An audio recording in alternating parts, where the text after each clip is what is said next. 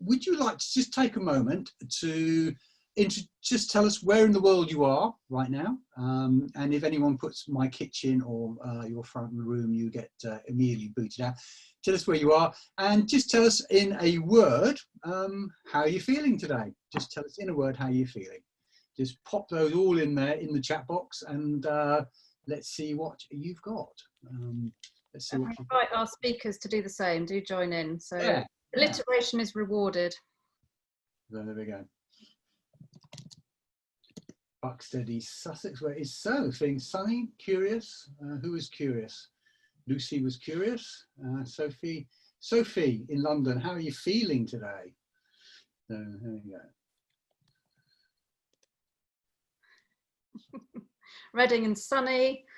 Reading and sunny. Oh. If he's feeling okay. Sunny, yeah. But how are you feeling? That's as well. That's lots of sunny. Annabel's bumptious in Brighton. You're going for the full alliteration theme there. No one's Peterborough and interested, not Peterborough and perplexed. That's always quite good. Rachel is, London and weary. Which part of London, I wonder? It would be Walthamstow. That would make it, or Wimbledon and weary. That might make it quite good.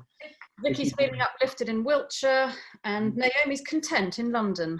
So London's 50-50 so far. How are you doing? Good to see you here. Thank you for chipping in. Okay, so I think we've got a pretty good idea that people can use the chat box. So that's quite good. The other thing I want to point out is there is a participants box, so you can see who else is here. And that also, if you roll over your name, that gives you the facility to raise your hand. Because we can't actually see you waving your hand at us, if you raise your hand there, either Annabel or I will come to you and see if we can help you somehow. If you any requests for vodka or peanuts will not be met. So without any further ado, let's introduce our guests for tonight. So tonight we're joined by some well-known faces from around the world of communications to talk about advising senior leaders. Fantastic. So we're delighted to have Brian Bannister with us. Brian, if you're able to give a little wave. Global Director External Comms at BCG Consulting Group, the strategy consultants, has held huge important posts at KPMG, typo there, and also at PwC. So he spends his life pretty much advising world leaders at the top of the biggest organisations. And Brian, coming to you first, is there a leader you would like to have worked with? I'm going to put you on the spot there. Yeah, I resisted the temptation to say I was sitting in my study, but I'll say I'm a massive Liverpool football fan, so I have a life-size painting of Bill Shankly, who was my all-time hero. Until this last year, Jurgen Klopp is the one person I would love to work with, but then I think I'd be redundant and I'd just sit and watch and learn and listen. Fantastic. We're also joined by Vickie Sheriff, who's the Communications Director at Imperial College London, which is one of the top 10 universities in the world. Vickie brings with us a wealth of experience in roles at the top of organisations, such as Head of News at Number 10, where she advised leaders including Gordon Brown and David Cameron. But Vickie also brings us experience from organisations such as Diageo, the drinks giant, a large airport to the west of London called Heathrow, and at the NGO, the British Red Cross. Thank you, welcome Vickie. And is there a leader you would like to have worked with, Vickie? Yeah, I'm going to go for the fantasy leader, actually, if I could break the rules slightly. So I'd go for a leader who was a mix between Seth Godin, if any of you know Seth Godin, the marketing guru, who is completely inspirational, motivational and creative, and across with Mary Berry. Because Mary Berry, I've had the pleasure of working with Mary Berry. She's wonderful. She's a lovely lady. She does what she's told in a sort of PR sense, when she just likes instruction, and she can make fantastic cakes. I mean, that is not the perfect leader, is it not, to work for? Yeah. Fantastic, love that. Brilliant. And finally, last but not least, we've roped in Helen Martin, who's dialing in from southern France today. So thank you. Bonjour en France. And Helen coaches leaders and senior communicators, drawing on her own experience running comms in large organisations, including GE, Deloitte, ING, ABN, AMRO. So wealth of experience to share with us today. So really excited to have you making up our trio of guests. So Helen, question to you. Which leader or fantasy leader, I like this question, would you like to work with? I actually would love to work with Jacinda Ardern, the New Zealand minister. And why? Because I'd probably be able to learn as much from her as she may be able to learn from me. She's so adaptable. She's changing a lot of ways of the way that we see politicians work. So yeah, I'd love to work with her. Wonderful, great choice, thank you. So Annabel. yes, so just before the event, we asked everybody that was registered to come along tonight for their views, a couple of views on leadership. We asked 2 questions. When I advise leaders and managers, my most important resource is, and we gave you a range of options. And coming out top was my ability to understand what they really need and my knowledge of our audiences. And some people left comments. So just be interesting to pick out from any of the comments that were made, Liam or Helen perhaps, that stood out for you. If you'd like to comment on any of the comments. I was particularly taken by the comments about authenticity, and which I think we're going to get to talk to as we go through. Very good. Helen, anything particular that stood out for you? I think it was more about how people thought about the combination of being a great communicator, but also how you translate that for a leader into action. That's what really stood out for me. And I suppose that leads back to what I believe in giving feedback, etc. Yeah. Okay. One that was music to my ears, of course, was leaders who helping their ability to really listen, to listen effectively, and to really translate what you're hearing into something that's going to be actionable. I always love it when I hear the listen word. Great stuff. So next up, Liam. Over to you. Actually, it's quite interesting you said that about being able to listen. I mean, I guess one of the questions, Helen, that I have is, what do you think are the most important resources that an advisor can bring to a leader? Do you know, Liam, it really is about being able to give constructive feedback. And I think that, it's not just about our great communications, expertise and experience, because that's a given. That's why we're brought on board. But it really is about being that trusted advisor, having that trusted relationship, that authentic relationship, and being able to give that feedback to a leader. Very good. And when we had a chat the other day, and you were talking about that feedback skill, and I mean, how do you advise people to go about approaching it? Because we've all had that situation where we've worked with a senior leader who says to you, "How do you think that went?" And we've got to give them the bad news that it completely stank, but they're human beings, and they suffer from their. I think you talked about the imposter syndrome. How does a good advisor go about tackling that problem? Diplomatically. I often say the definition of diplomacy is being able to send someone to hell in such a way that they look forward to the trip. But besides that, it really is about seeing feedback as a gift. I think too often it's so easy to do, well done, congratulations, high five. And it's so, it's such a throwaway comment. And yet feedback that's really being thought through, and most people who will give feedback will have actually given it a lot more thought than those throwaway congratulations.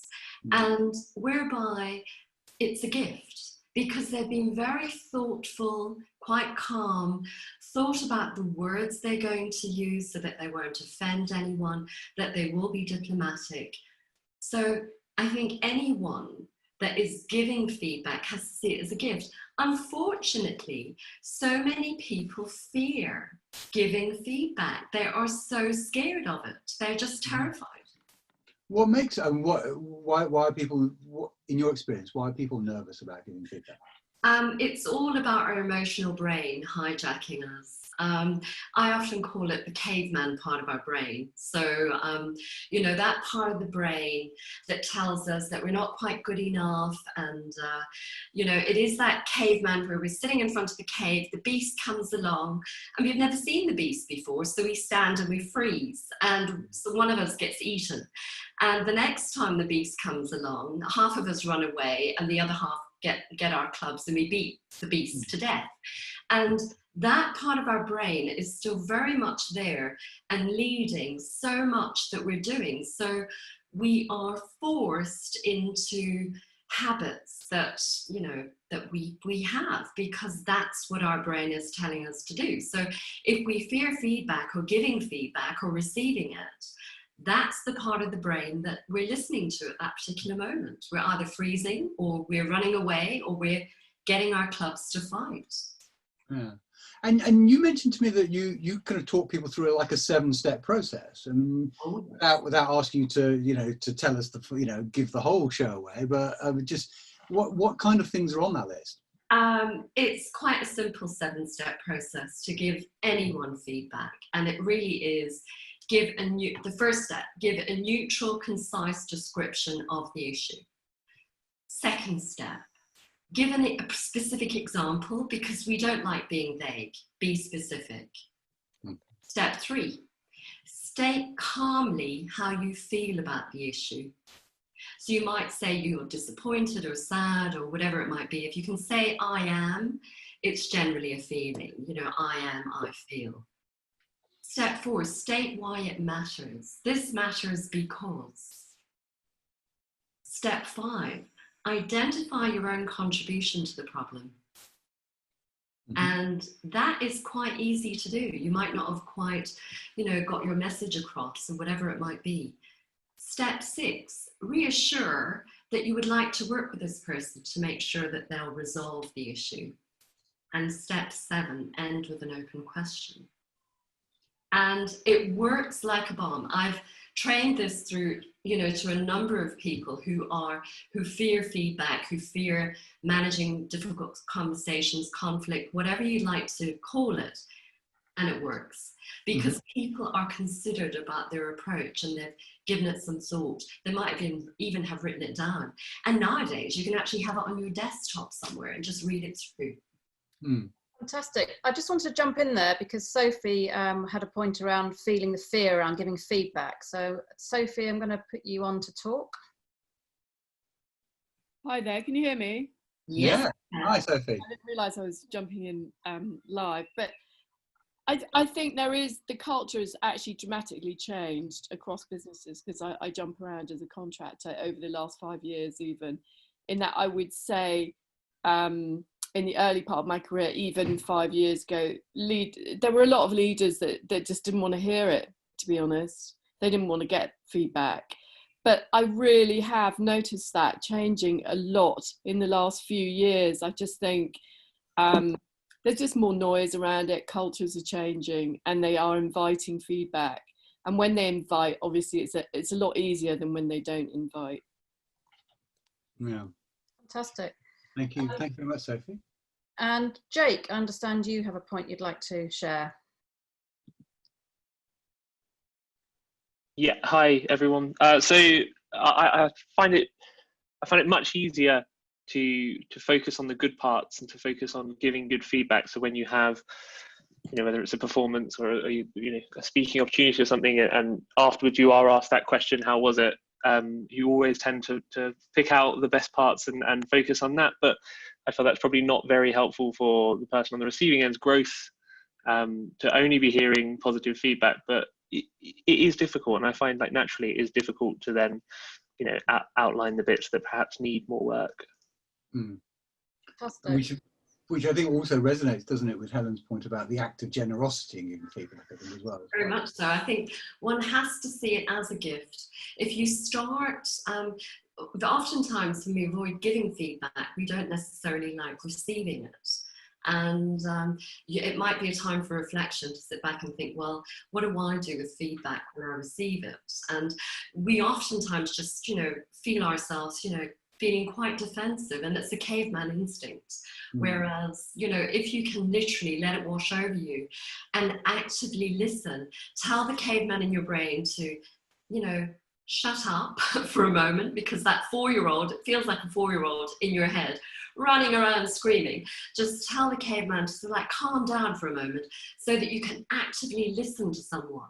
Then you can hear them. So that part about that you were saying earlier, Annabel, about listening is so important on so many aspects, because then after you've listened, you can reflect on what you've heard and decide what you're going to be putting into action, because you might not want to do everything all at once.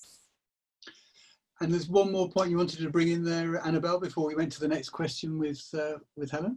Indeed, Zafia, I understand you've been reading an interesting book. Would you like to share it with the gang here? Yes, of course. Can you hear me all right? Yep. Excellent. Yes, having a bit of a frequency illusion moment. I've just started this week reading a book called Radical Candor by somebody called Kim Scott, who worked at Google and Apple and, you know, in the tech industry, who talks about, you know, giving feedback in a clear way that is constructive, that gets the best out of people and gets the results for businesses as well. And I think this is, you know, it touches on what you've all said. You know, we are, you know, when you're a communicator, talking with this, you know, working with a senior leader who often has, you know, maybe a big ego, but often used to giving the feedback. You know, maybe for many years they're the people giving feedback. Actually, you've got to, you know, you've got to have the confidence, but to help them get the results from what they want and what you need to land as well, and engage your audiences with. It can be hard though. I'm sure we've all got experiences where it has been hard. I know some people have shared, but with the result in mind is what you've got to think about, and that's often what helps me get over the fear of giving feedback. Fantastic. I've put in the chat the name of the book and the author for those that are interested. And David Beck has asked a question to all panelists, but I'm going to pick up with Brian on this because I'm conscious of time. So thanks very much, Helen, for your star spot. I'm sure I'll come back to you with more questions.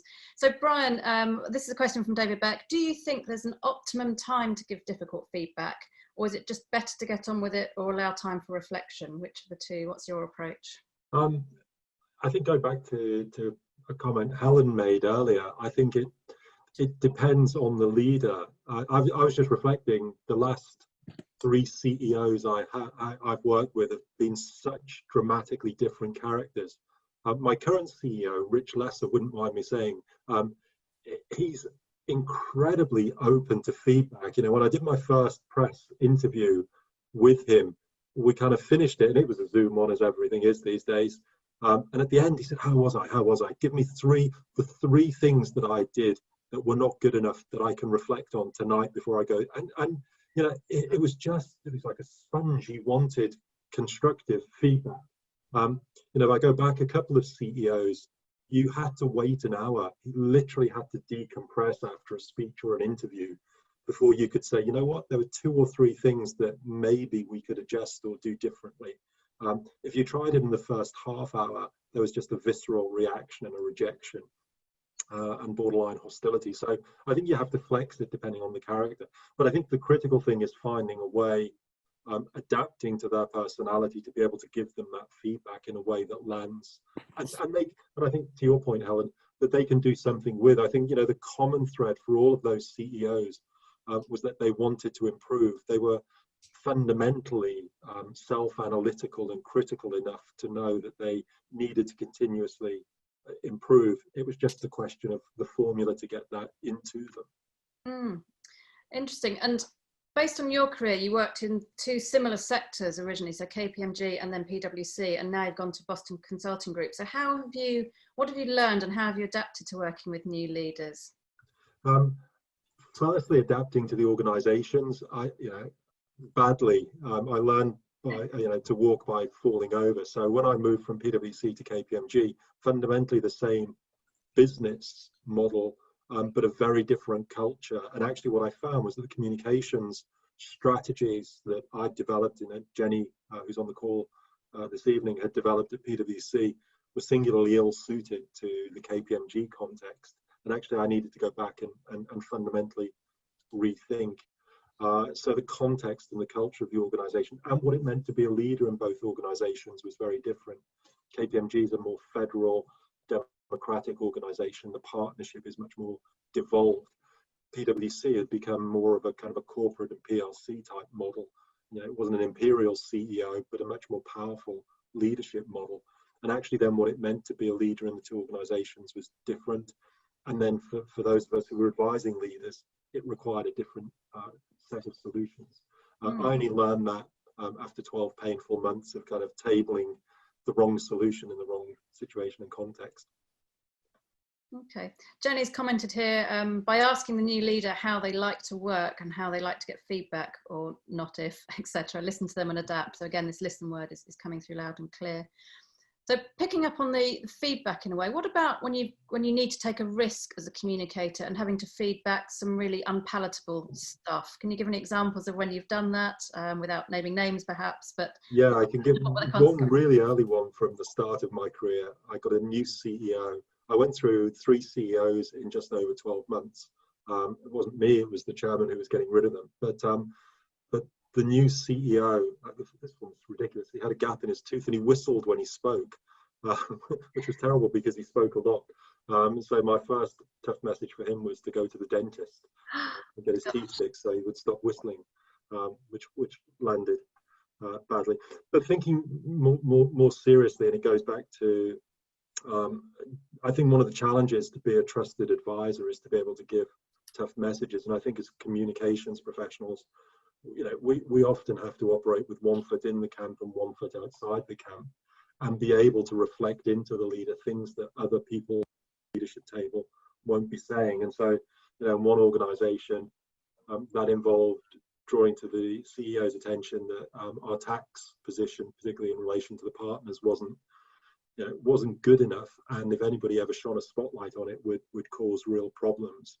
That led to, you know, quite a soul-searching debate with him and then around the wider leadership table, as a result of which the firm got ahead of the tax issue before the bubble burst, and was in a better position when the spotlight turned on the firm.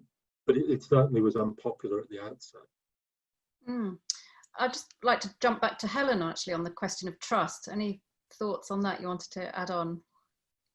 You know, trust is earned, and there is a model as well. I mean, there are all sorts of models for all of this stuff, you know, but when you think, if you can show that you're able, believable, connected, and dependable, that really, ABCD, it's really easy to then build trust. But if any of those break down, you might find yourself, you know, being distrusted. So showing, I mean, that's why I say, you know, in our roles as communicators, it's a given that we know what we're doing, because we've been doing it for years. It's what you do beyond that, so that you are believable, that you can give that good feedback, you can actually advise someone quite personally, but also in a business context. You're connected and you use your connections, etc., to do good, but also very much being dependable. You follow through on what you say you're going to do. If you don't, or you're on time, you do the things that you say you're going to do. Fantastic. Would you be able to drop that ABCD into our chat? Just there we go. I've also got another book that I want to recommend. Liam's there. And sorry, Helen, did you say you had another? Will you drop the book into the chat box there, Helen? Thanks. Absolutely. Great stuff. And Brian's CEO did go to the dentist, and he's got a Hollywood smile now. Hurrah. Brian, what happens when it goes wrong, when you actually look back at the advice you gave and realise that perhaps with hindsight it was not the correct advice? So when the proverbial hits the fan, can you give an example of that, or how you dealt with it and what you'd advise? Yeah, it's in the public domain. KPMG had real problems in South Africa a few years ago, about 3 years ago, along with McKinsey and other companies, Bell Pottinger over here in London. You know, the strategy that I developed in the first part of that crisis didn't work well. if anything, it probably took a bad situation and made it worse. And again, I think it was the culture and context. South Africa, I knew so little about South Africa, and so little about how you manage the crisis in that situation. It took me far longer to realise that the strategy wasn't working and to adjust it. And as a consequence, we had several really, really torrid months. Backing out of that was painful for me reputationally, but also really difficult for the business and the leadership. And I think I realised a month or two into deploying that strategy that it wasn't working, and with hindsight, I guess I just thought if I kept ploughing on, it would, the reality would kind of reshape around my vision of what it needed to be, rather than adjusting my perspective to say that it wasn't working and it needed to change. So I think if I took one lesson from that, it was to be prepared to admit that something wasn't working quicker than perhaps by nature I was inclined to do. Anybody in our audience want to share an example or experience where they got it wrong, and how did they deal with that? Just because that kind of squeaky bum moment that we've probably all been through, really interesting to share. Don't have to mention names or company names, but any wisdom that you've gleaned from that through your career is always interesting to share in the chat. So Brian, just to finish up on your segment here, if you were to give top tips to aspiring communicators, there might be some people on the call who are perhaps at the start of their career. What are your top 3 tips? Top 3 tips: move between disciplines. I think about the time Jenny and I worked together at PwC. We developed an informal program to give communicators the broadest career experience we could. So we moved internal comms people into PR and vice versa, and we made that a kind of a condition for promotion, and it paid back in spades. So get the broadest set of experience in disciplines, jump between sectors as much as you possibly can, and with hindsight, it's something I wish I had done more. I spent far too long in professional services, but every time I jump outside of the sector and move into another industry, I find it the most enriching and kind of innovating experience. And then the other thing I think is, this is a great example this evening, I think we're terrible networkers. My wife, who's in HR, has a theory that communicators aren't very good at communications, which she finds incredibly funny. But I think as an industry, we're under-networked, and I think finding ways to build networks and peers who can be informal sounding boards for you is invaluable. And I think of myself, if I went back 10 or 15 years, I would invest more time and effort in that. Whenever I've done it, it's paid huge dividends. What's happening at BG Group on that basis, that it's remote only at the moment? How are you encouraging your teams to network? We're carving out lots of time for networking within the business. Bizarrely, BCG is still growing quite successfully through lockdown. So there are lots and lots of new people being onboarded. The business works, by building relationships and networks without being able to do that physically. There's been a recognition that you've just got to carve out time, and frankly, carve out fee earning time to allow consultants to build their networks, because the return on that is so significant. And Brian, may I just ask you a question? Because in professional services, you're spending a lot of time with fee earners who spend their life advising, clients, and particularly, in a range of really sometimes quite tough situations. Are there any advisors that you've seen in action that you thought, gosh, I wish I could really learn, do that, or or there's something I really think that as communicators we should learn from? From the consultants that I've worked with? Yeah. They've worked across, you must have seen them working in a range of situations. You mentioned, the scale of some of the jobs. Yeah, and I in some ways, Jenny and I worked for a CEO at PwC who'd been a restructuring partner. So he used to go in and close factories down. In some ways, he was the most naturally skilled communicator I've ever worked with, because he was so adept at delivering terrible news to people in a way that didn't leave them feeling suicidal. And I think I probably learned more from him as a communicator than any course or program I've ever been on. What was it that made him so adept? Was he just relaxed? You know, he wasn't, ironically, he wasn't a natural communicator. It was only something we learned through getting to know him. What was fascinating about him was that he'd learned to understand the power of good communication, both in his restructuring business, but also as he became a CEO. He was really thoughtful about how he could unlock discretionary effort, you know, kind of emotional engagement with his workforce. And he saw it as a kind of an equation. You know, he thought about every big situation, every strategy he was launching, every restructure.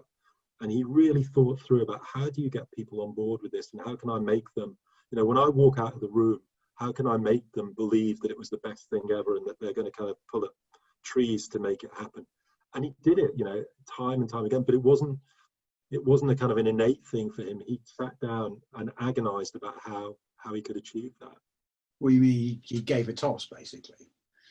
Yeah. Nicely put, Liam. I'm aware that Jenny has got a question in the question function. So Jenny, I'm asking you to come live and ask your question. Well, no, it was more of a comment actually about the CEO. Brian was okay. About which, and I think it was his accent that helped him, as well as obviously being a very thoughtful communicator and someone who worked very hard at it, but made it look seemingly effortless. But he was a great storyteller. He would, no matter what the subject was, he would tell a story or share an anecdote or make a joke. And I think he was very natural at making his audience feel comfortable and a bit at ease, no matter what was coming their way. Do you remember, Jenny, he once sat us down and he said, you know, kind of, we've got 20,000 people in this business in about 34 offices. And he did this calculation on the back of his pad. And he said, so there's 12 months in a year, 4 weeks. He said, so if I see about 150 people a week, he said there's about 80 people on. So he literally calculated how long would it take. He said, and if I just get 2 minutes with everyone, they'll remember me and then they'll do a bit more. And if you think about the increment of each of them doing a bit more, I mean, it was just an astonishing way to reframe kind of how do you lead. He said 20,000 isn't that, that's not that many people. So I can get in front of each of them. And he made Jenny and I then build him a program to kind of send him out around the country so that everybody got this much airtime with him, because he thought if he had them for that period, he could unlock their kind of engagement and emotional effort, and you know the business would kind of get a huge return on it. But it was incredibly calculating. You know, it was quite a Machiavellian scheme that he hatched. Yeah, and I never saw him in a lift when he didn't start a conversation with someone. No. That would horrify everyone, like, then everyone would kind of walk off with a smile. But he'd never not talk to people. Is that a theme, Annabel, that's come out of the second question on the past check? Yeah, absolutely. It's a perfect segue to that. So the best leaders I've worked with are mostly, this is the second question we asked, and nearly half said that they were really interested in what our audience is thinking. So those lift conversations with touching every part of the business really help you to then stay in touch with your ultimate audience, your consumer or client. So yeah, half said really interested in what our audience is thinking. And then the 1 in 10 were saying happy to let me run communications, which is clearly a nice to have with a leader. So thanks, Jenny, and thanks, Brian, in particular. And I'm going to hand over to Liam now, who's going to, or lightly question Vickie.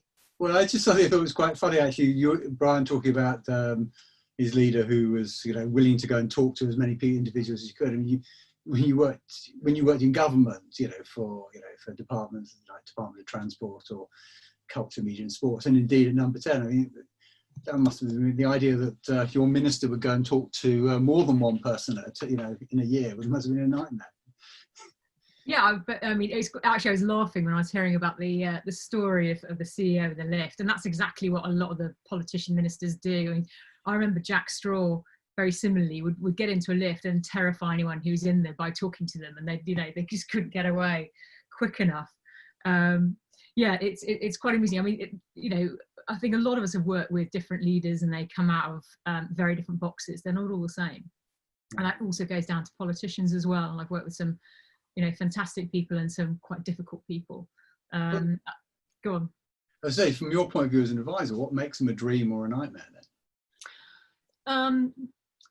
Well, I suppose from a dream point of view is that they take your advice, follow it through, and get the right result. And I think of actually John Holland Kay at Heathrow, who is a superb and long-serving chief exec of that airport. And you know, he's a great communicator and remains. He's a natural communicator, and he if anyone has like sort of like drummed home the message about that the extra runway they want to build for years. And you know, he really listens to advice. And I suppose that's the flip side, isn't it? Because you know, some people that I've worked with say, oh my God, you know, this minister or this leader is a complete nightmare. And you say, well, you know, why? Oh, well, they just don't listen to me. They don't listen to my advice. And the advice I always give is, look, if you are advising a leader, you know, you're being paid for your judgment and your input. They don't have to take it because ultimately they're decision maker.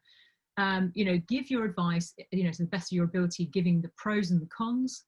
You know, give them an option, again, with pros and cons. Then they can make a decision, potentially with your recommendation. They may take or leave it.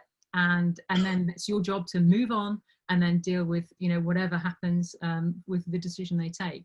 And I think that's an important point when you're working with leaders, is that don't be affronted if they don't listen to you and they do something different, because that's absolutely their job. This is not a science. It is an art, and it's based on judgment, and they may have a slightly different judgment. Although we will tell a story, a very brief one. Please. I did work for a junior minister years ago now, and I won't mention names. She didn't last very long. And we used to get interview bids, and you know, she'd run down to Millbank Studios and actually hide from me. I mean, not because I'm a scary person, well, I don't think I am, but she just didn't want a press officer with her to give her advice or anything. She thought, no, I'm going to crack on and do it myself. Well, I was fairly persistent, and I knew where she was. You can't really hide when you're being interviewed by camera, so that was quite funny. So yeah, she was a sort of a nightmare, but you know, I was actually there to try and help her, and I did. So you've worked with some really diverse people, haven't you? I mean, there's obviously the junior minister who used to go hiding, and you've worked with, you know, Gordon Brown, who's a very different character again from David Cameron. And I know what it's like working at a university where you've got this sort of massive range of people with a brain the size of a planet, and you know, egos to dwarf that even as well, but all very different. But so presumably you're pitched into these situations where you have to talk to these people who are very different characters, but you've got to establish some form of rapport with them. I mean, how do you do that? I mean, what's your kind of general approach? Well, I think when you arrive in an organisation, or indeed, you know, when you have a new leader coming into an organisation you're established in, it is trying to get in front of them. And be informed about what their likes are and what they don't like, what their priorities are. I think it's already been mentioned in the chat, so this is not rocket science.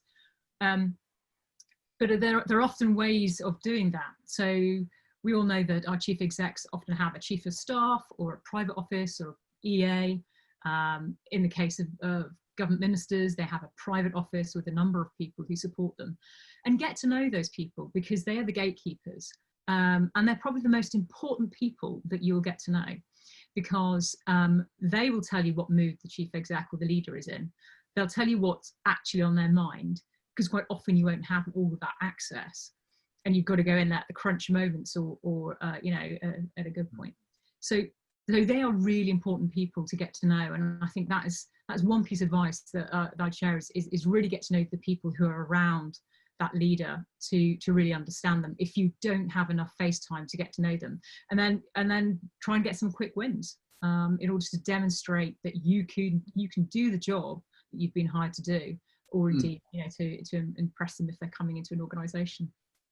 So I mean, what happens when it doesn't work? What happens when it goes wrong? There must have been times when you know, you thought you had rapport with someone and it kind of started going a bit wobbly. I mean, how do you keep it on track, or how do you get it back on track, or what do you do if it's actually just, oh my God, this? You know. Yeah, I mean, you've ultimately got a choice.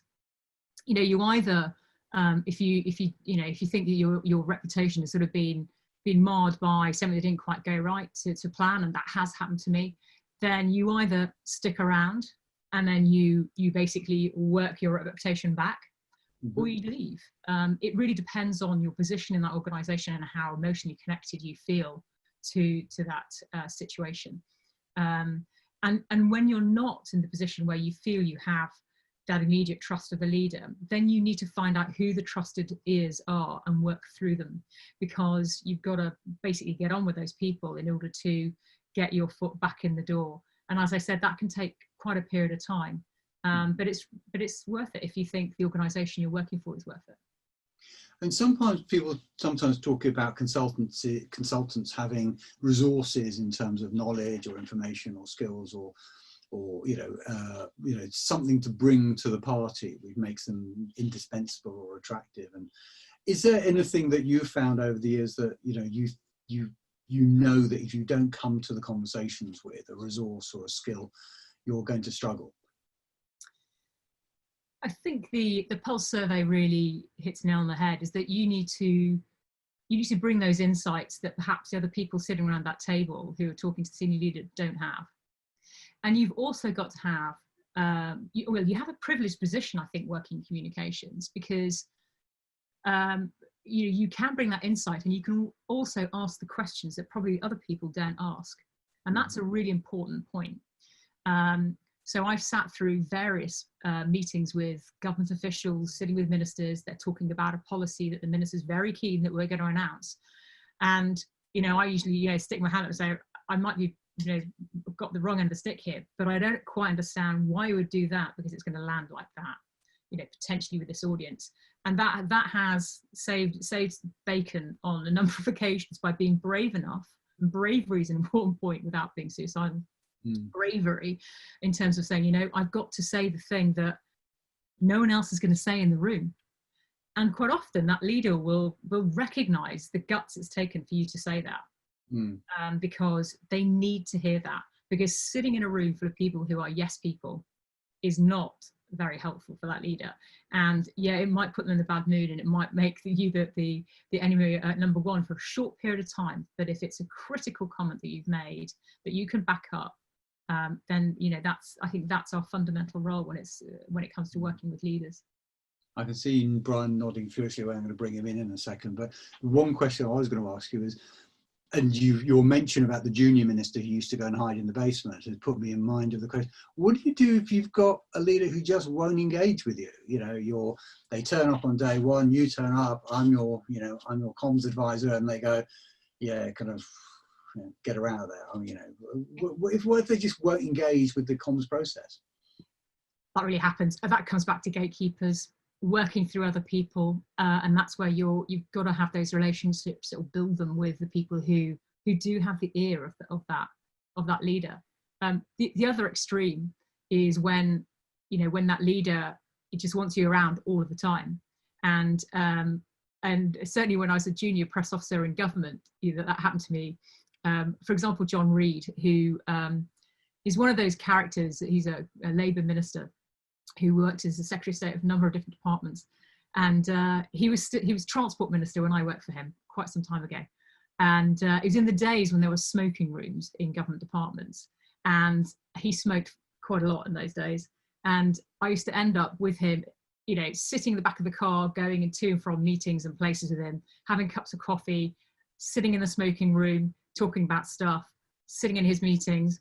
It meant I find it quite difficult to do any work, because he just wants to be around to be an ear and to basically say the things that other people wouldn't tell him, which was very flattering as a junior press officer, but also quite quite wearing sometimes. But it was quite an interesting experience. Imagine your dry cleaning bill was probably fairly awful afterwards. As a non-smoker, it was hideous. Yeah. And Brian, because I know, Brian, when you were at KPMG, I remember you telling me once that you had. One of your senior leaders was in Hong Kong and the other was in Canada, and you must have spent your life on the phone dealing with, that's kind of a 24-hour day, isn't it? Or on an aeroplane, generally in the wrong continent at the wrong time. Yes, I never found it difficult to work remotely with those leaders. oftentimes that kind of physical detachment gave you an opportunity to be slightly more objective and to feed back in the way that that Vickie was just describing. Yeah, I'm going to ask Helen something in a second, but you sometimes, Brian, your job, especially at KPMG, you would have been sent off to one of the subsidiaries and told to go and lick them into shape quickly there must have been situations when you rocked up and, you know, oh, here comes the guy from London. Let's. It was you know, I think we've all experienced that. It's the kind of the classic, you know, here's the guy from head office, and you know, you're just you are unwelcome. You're seen to be bringing problems, not solutions. I tended to find that the worse the situation was, you know, the initial reaction was quite hostile, but then if it was a terrible situation, actually, people huddled together pretty quickly, and actually they were generally much more receptive to having you know, another pair of ears and a kind of a different perspective supporting on the crisis. So in a strange way, the worse the crisis was, after an initial period of hostility which could last for 24 or 36 hours, generally you're kind of warmly embraced. Then I think, a bit like Vickie, oftentimes the problem was getting away. You know, I ended up spending a winter in Copenhagen. Honestly, I thought I'd been taken hostage. At one point I phoned home and said I'd heard of Stockholm syndrome, but I was suffering from Copenhagen syndrome. And you know, I think you find a point where there's a dependency, and you need to wean them off you and you off them. I singularly failed, and as I say, ended up spending 6 of the coldest months of my life in wintry Denmark. And Helen, from warm, sunny southern France, what are your views about actually making sure that people see your value earlier on? Do you know, I had a very funny experience, but it wasn't funny at the time, whereby I was taken on board to manage the communications for the region in Cisco in Asia Pacific. And before I had even started my job, the head of the region had a new job in head office. So here's me in the region, get the new chap, and he looked at me and thought, who the heck are you? He was not interested in the least. And it took me, he was based in Singapore, I was based in Hong Kong, which made it even worse. And we finally got to the World Economic Forum in Tianjin at the time. Mm-hmm. And all of my mates from all ex-colleagues from Deloitte were there. And one of the very senior managing partners was there. That I thought, I can introduce my president to this chap. So I introduced them, and he said afterwards, but how do you know these people? And it was only then that I could actually show who my network was. Very often they don't read your CV, they have no idea what your background is, and if they've come in after you have. So you have to understand that they won't go into that amount of detail. Even though you're there, they just think that you're a support, and you have to truly show your value. And that's quite an interesting question that I'd throw back to Vickie, is how do you know, what are the one of the challenges I've found, particularly in higher education, is you're working in an organisation where everyone's super clever, and they live, particularly in a science university, where they all live and die by proof and evidence. How do you go about quickly establishing enough proof and evidence to get people to go, oh yes, she knows what she's talking about? Yeah, there is a deep irony in that, I have to say, in the organisation I work for, in terms of science being based on evidence, and it seems to be more scans on the communication side and less looked at. But I am one of those people who does believe very strongly in demonstrating value and the worth of communications and using evidence to show results, and that does work. But I think what's been the most important learning thing for me in working in higher education, which I have to say is a completely different environment to any other sector. It's so different from corporate because it is so uncorporate in many ways, and not like government either. It is about the individual characters and really understanding the internal dynamics and politics of the organisation. So yes, everyone's frightfully clever, but they don't necessarily have the skill set that you as a communicator will have. of course they think they have because they think they can do everything. But it's about winning hearts and minds, if you like, and ensuring that their voice is really heard. So we have to work harder, I think, in higher education to make sure that our messaging to a broader community is shared with the people in the sort of hierarchy, to make sure that it resonates with them and get their feedback, almost to get their permission to put out some broader messaging. So it's very different. It's not a case of just get it to the person at the top to sign off. It's very much, no, let's just test it with the organisation, with the key people. And we're talking, I think during COVID, we have, we've consulted with, I don't know how many heads of departments. There are 26 heads of departments in the academic world, and there are more within our support services. And to sort of, give a sort of a single message to all those people to say, please come back with your feedback. You can imagine what it's like, writing something with a committee of 3 people or 5. It gets quite interesting, but that's a sort of in itself an important part of the communication process to win people around. So yeah, it is very different. So it is much more about building that connection rather than necessarily sort of just about the evidence. Annabel. Yeah, just looking through the questions coming through. What should you do if your leader really doesn't want to engage with you, if they're staying remote? What's your strategy? Keep trying. I think it goes back to that point about the same combination and the same formula might not work. You've got to find an entry point and a way to build your relationship and get that trust. I can only think of one CEO that I've worked with who was just wholly impervious. There was, he sat me down at one point and he was clearly exasperated by me trying different permutations. And he just kind of looked me in the eye and he said, just understand this. I don't judge my self-worth by column inches. Leave me in peace. and he said, but what you should also understand is, I don't mind if you make other people famous. That doesn't bother me. So just go and do it somewhere else. And that was fine. That was kind of an epiphany in our relationship. That was the nadir. And then we kind of climbed the mountain again. So, it doesn't always work, but I think there is a combination for most of them.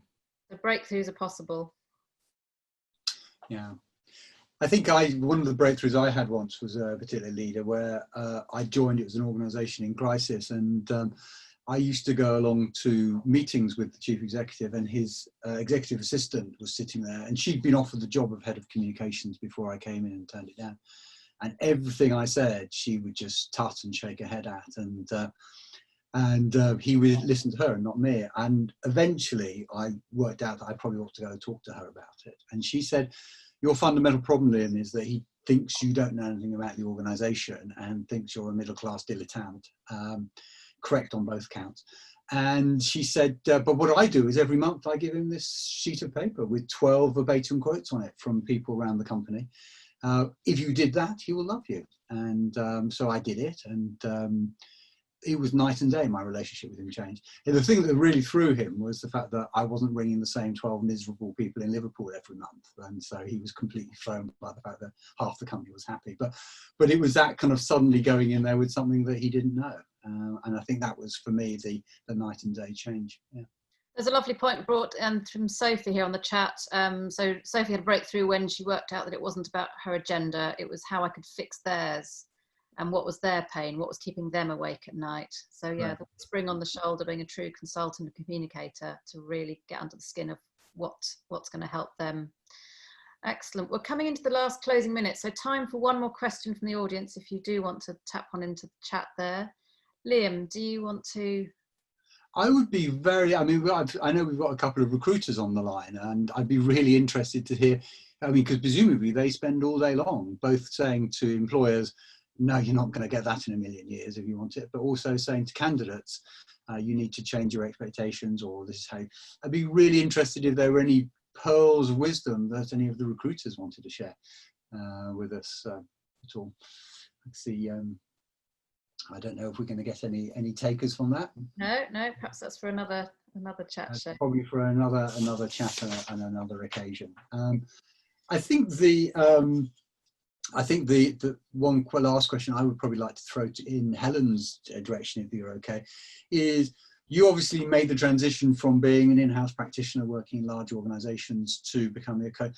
What was the, in terms of your learning or your formal learning along the way, was there anything in particular you found particularly useful in terms of education qualifications or study that helped you move from a great in-house practitioner to being a great coach? I did a master's degree in coaching and behavioural change, which has really helped me understand how the brain works. And I would say that all of the things that I can now use to advise people is probably driven by the way the brain works and not necessarily just based in my communications expertise and years of experience. It really is more about what drives people from the inside out, and that has helped me enormously, and it would help me in change projects, you name it, because it really does get to the core of me trying to make someone look good and a company look good, but at the same stage trying to find out what drives someone and what they really want to be famous for and how I can help them achieve that. And, you know, if you can combine that and really address the drivers in leaders, then you're onto a winning combination. Thank you very much. I think that's a great point to end on, really, isn't it, Annabel? I mean, the point about generosity, and I think echoing Sophie's point, is that it's not generosity if it's all about you. It's generosity if it's about them. So I think those are two really solid points. So. Yeah, Cecile in our audience here has said, should communicators learn more about behaviour change? And I think the answer is we're all nodding, absolutely. And getting under the science of it could only be a good thing. So apply to Helen if you want to hear more about the course that she did. So yes, it remains for me to say thank you to all our guests. It's been a whistle-stop tour through your careers, skills, expertise. So really, really grateful for giving up the time. And thanks for our audience of, I think, 35 plus we had at the peak for taking the time today. We will be sending out a brief pulse check question to check how you found the event, and also for your ideas about what you'd like to hear about at future events, and perhaps which speakers you'd like to have on the show. I'm welcoming any suggestions there. Look out for the recording. We'll be sending this out. I think the PRCA will send that out to you in the next day or two. But thanks once again for all of you. I hope those that were in London were feeling tired and now feeling energized, ready for a great evening ahead. Have a glass and see you again soon.